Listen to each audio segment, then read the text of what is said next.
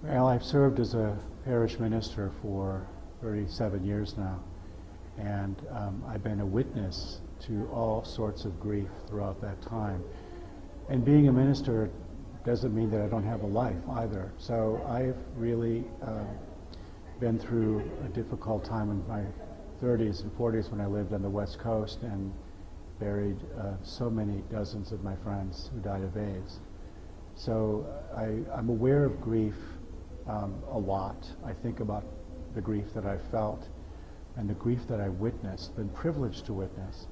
I'm also aware that grief is not simply about death, but I've been witnesses to breakups in relationships, witnesses to people's houses burning down, witnesses to friendships ending mysteriously, witnessing people moving and how they grieve for where they're moving from, and how it's a big adjustment to move someplace else.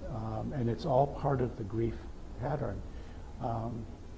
So in writing this book, I found so much to write about based upon the privilege of my witness and also personal experience.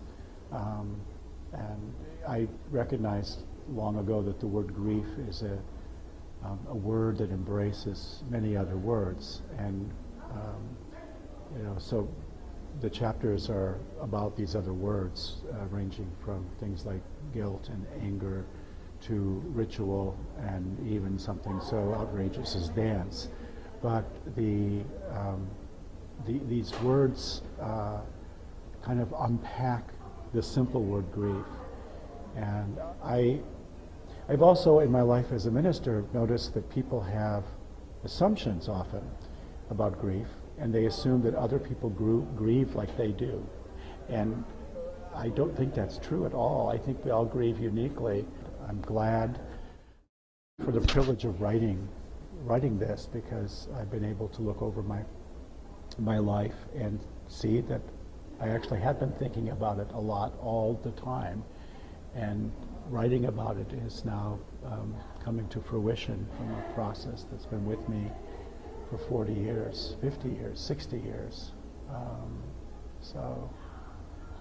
I hope people can get out of this that they're not alone. Grief is a constant in my life, but so is joy.